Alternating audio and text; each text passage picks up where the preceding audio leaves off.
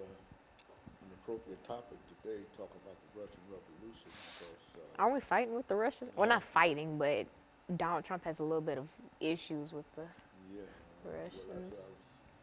People would like to know more about What they the dealing with. context. Yeah, the context in terms of what you're talking about. We're finna be turning to the Soviet Union. It does seem to be But did you know that the Soviet Union was created, like the big professed idea was everybody gets equal rights and like everybody's just equal. Nobody's like different. Everybody has equal opportunities and equal rights and equal property and stuff.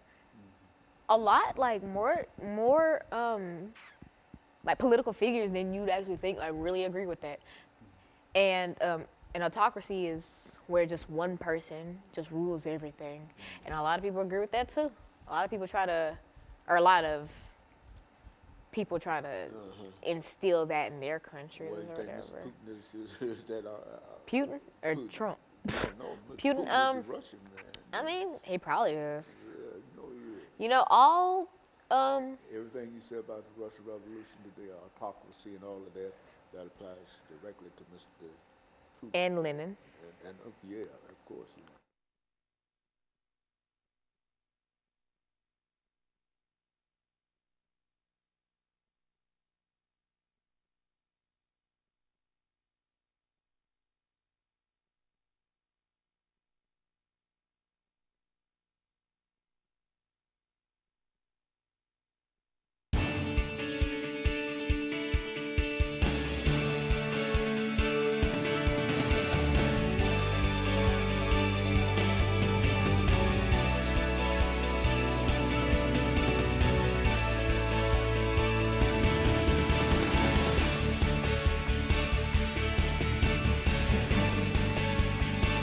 Thank you and welcome to the show today. The topic today is the Russian Revolution. And we're fortunate to have with us to talk about the Russian Revolution, Alana McLaughlin. And of course, Lana, let me welcome you to the show this morning and to tell you how delighted we are to have you with us. You've not been with us on a number of occasions, but nevertheless, you are with us today. And you have selected a very, very unusual topic today, dealing with the Russian Revolution.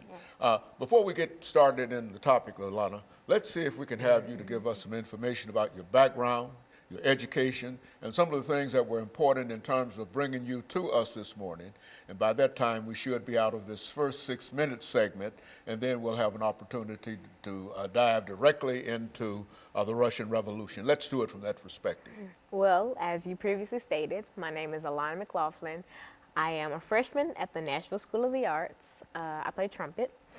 And what really brought me here was my love for history and talking about topics that a lot of people don't know about. Like the Russian Revolution, people know of it, but people don't really know about it. Mm-hmm. And so that's my main purpose here today, to shed light on a topic that is kind of important. And, well, all historical events are important because they tie into our modern daily life in some way, shape, or form. But about me, I'm Alana McLaughlin. I am very involved in sports. Like I said, I play trumpet. I am in marching band. I cheerlead, etc. Just things like that. And that's about it. But school comes before everything. And I'm really more of an academic-based person.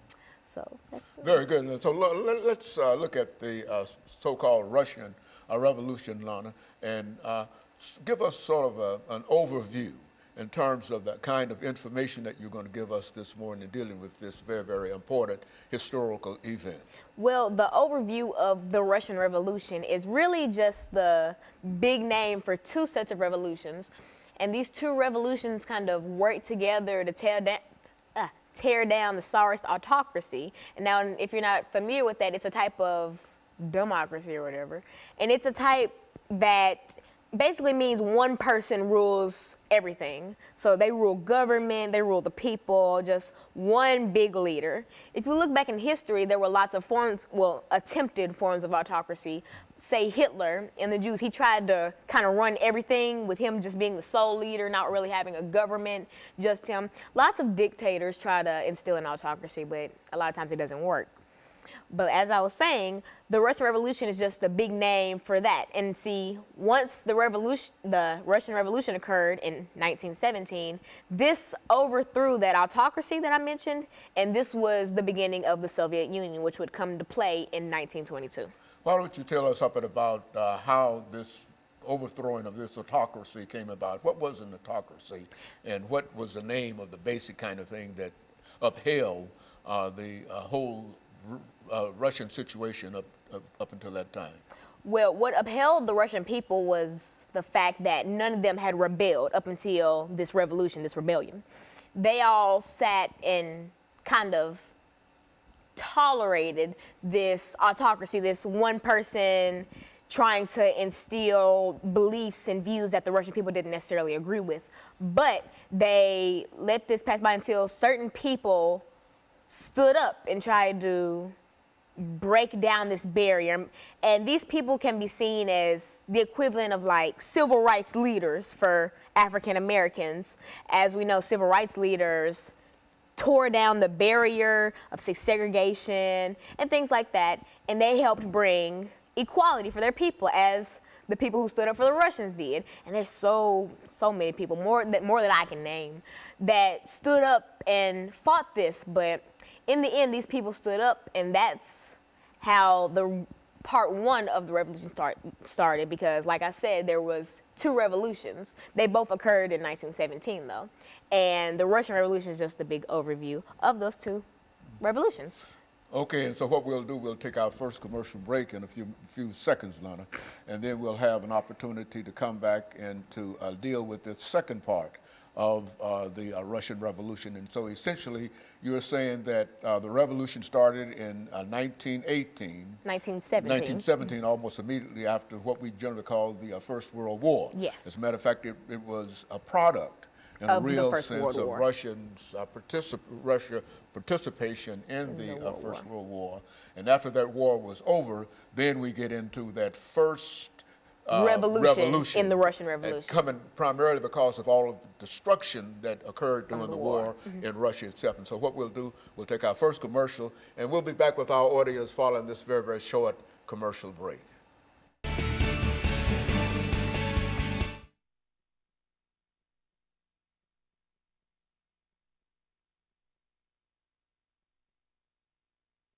Why it would never survive somewhere like like America and stuff like that. And then after that, I'm just going to like comparing dictators and stuff. Okay, well, you let me know. Are you just going to start comparing? I'll just follow you. All right. Okay, well, I'm just trying to get a pace to it and get a voice level and a depth to it. Okay. You make it go that way, and because it bring you out in reference to it. Because and so when we come back, I'll announce what we're dealing with, and then you can start again where you please. And we've got 8 minutes, and you deal with this however you wish to. And if at some point you wish to bring in some information in reference to the animal farm, et cetera, anything that you want to deal with dealing with the Russian Revolution, because I think we've got a pretty good start dealing with that great historical event.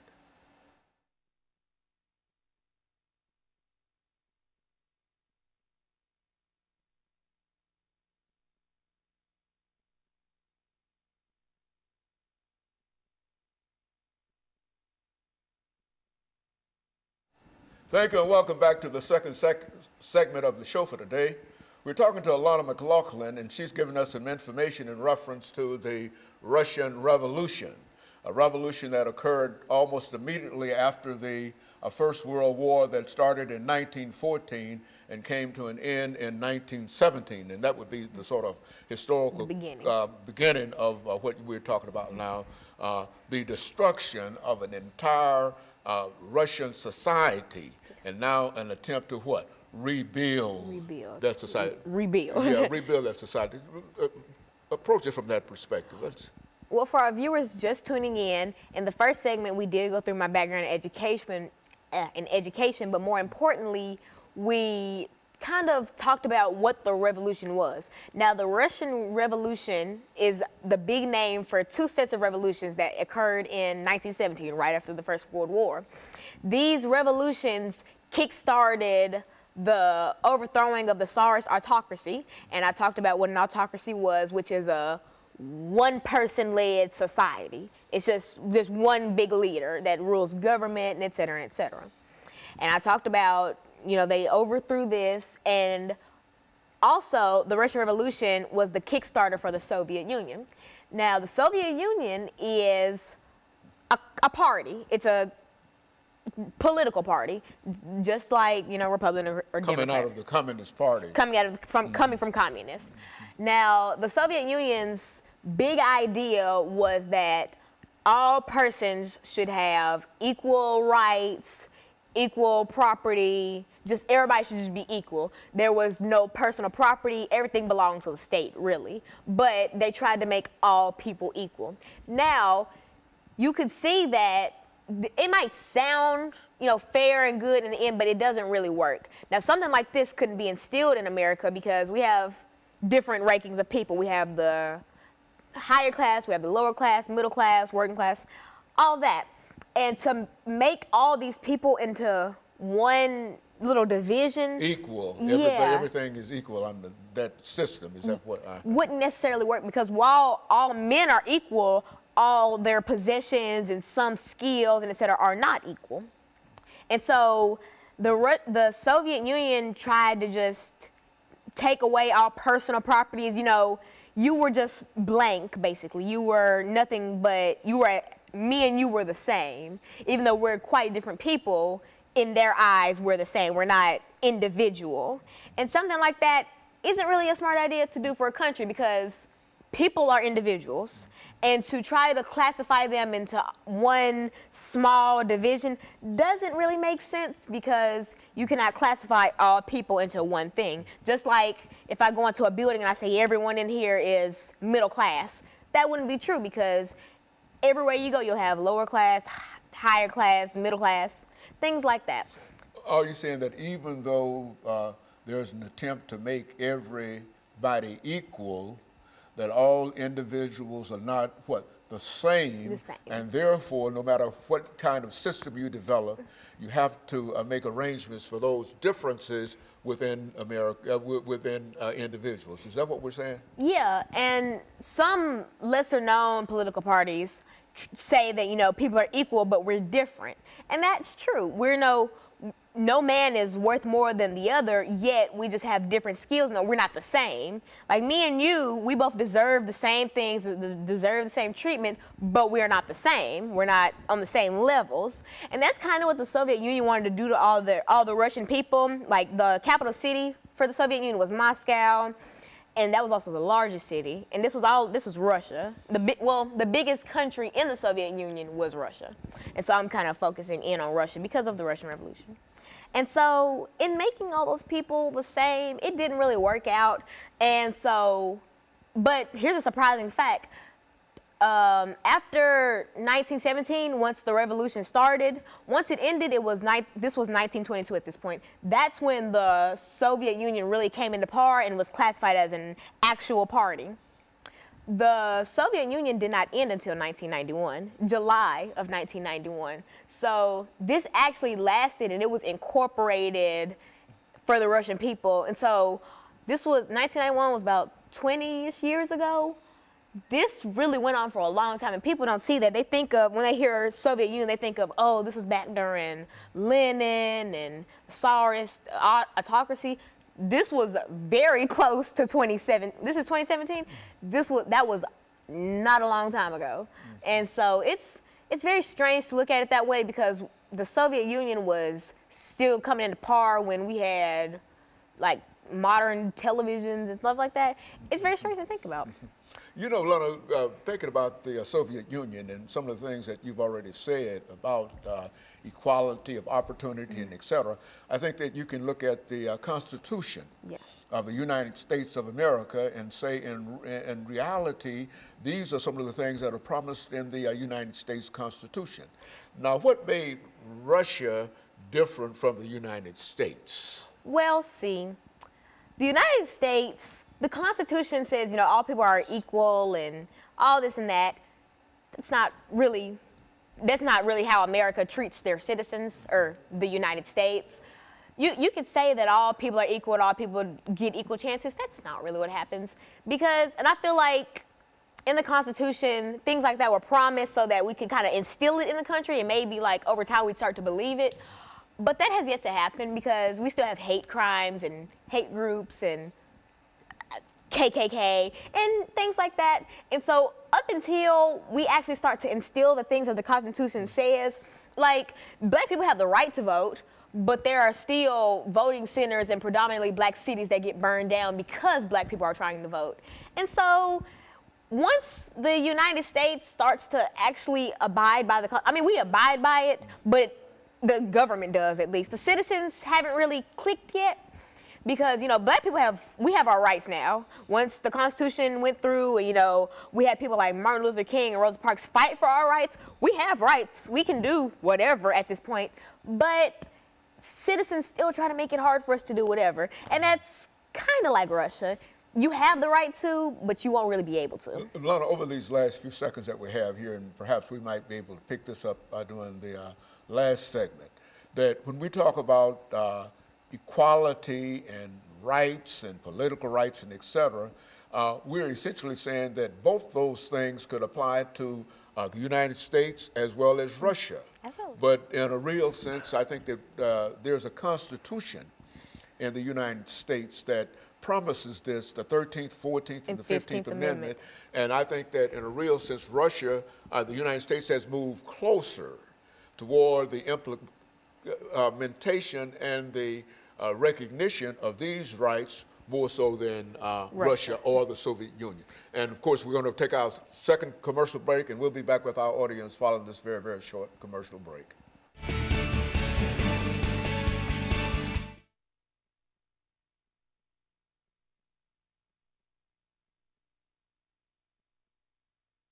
It's habit. It's like, do that. Okay, okay. Yeah, No, because I get tongue tied. I like, yeah. Well, I'll be tie your tongue up and do like I do with these dentures.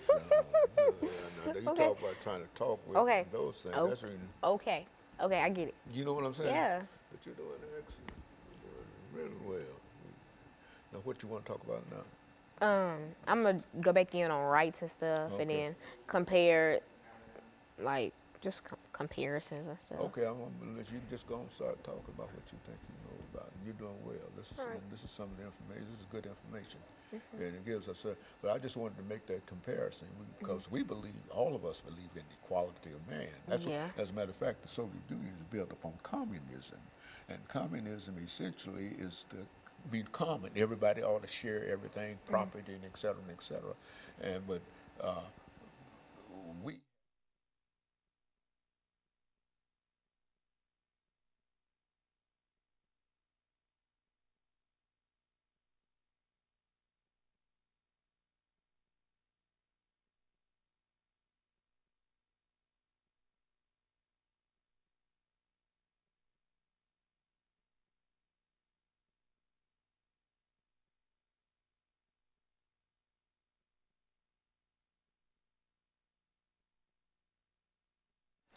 Thank you and welcome back to the final segment of the show for today.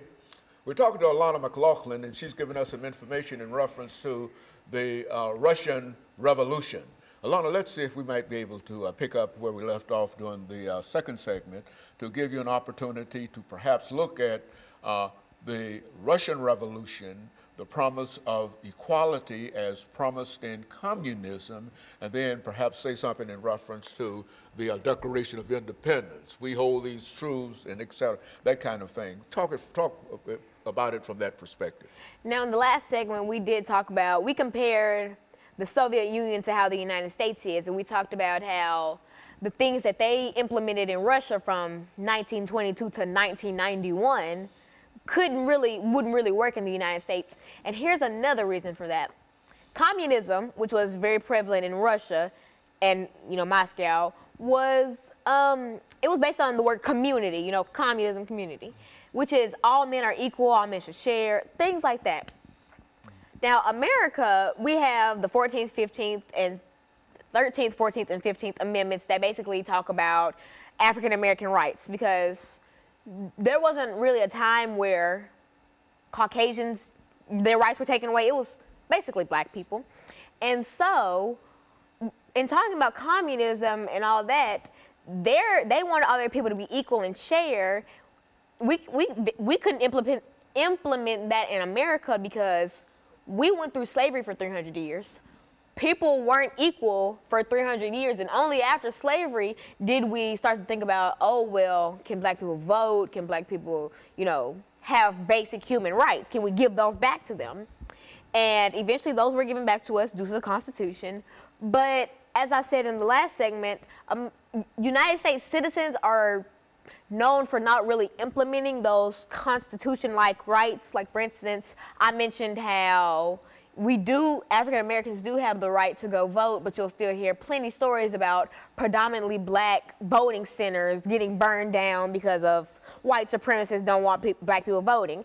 And it makes you think, are we back in the 1800s where black people couldn't walk outside without issues from white people, or just from any other race that felt that they were above African Americans due to the color of our skin?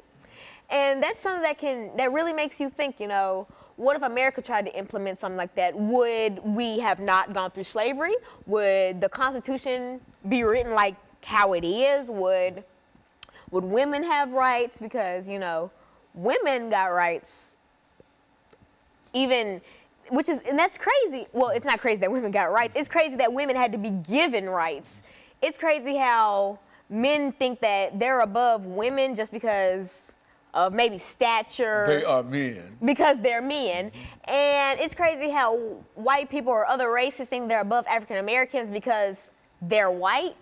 And so that's a lot of things that happen in Russia. If you try to compare them to the United States, it wouldn't really fit. Like a puzzle, it wouldn't fit together because it wouldn't work. America wouldn't go for something like that. If we got a president and he tried to instill communism and all that, everybody would be like, equal, I'm not equal to this black person, or I'm not equal to this woman or child. It would be lots of issues. Let's end this, Lana, over the next 6 minutes by taking thought of something that I learned quite early in college, and that was the Declaration of Independence. And I think in a real sense, what makes Soviet communism and the United States democracy different is because of what? The Declaration of Independence, which is a promise that is made, that is kept consistently in American history, even during the time when slavery existed. When Thomas Jefferson wrote, "We hold these truths to be self-evident, that all men are created equal and they are endowed by their Creator with certain inalienable rights, and they are what? Life, liberty, and the pursuit of happiness." Now, whatever has occurred in the United States of America, we have not moved away from the doctrine of what? Universal right, or what? The Declaration of Independence. Now, in the Soviet Union, when that was declared in 1917 during the Communist Revolution as this idea of equality, there was nothing that they could base that idea of equality in communism, and especially on this whole concept of the Declaration of Independence. There is no Declaration of Independence to the degree that in the Soviet Union as there is in the United States. And I think that in a real sense, that's one of the great differences dealing with the Russian Revolution and the American Revolution. What do you think about that as a statement?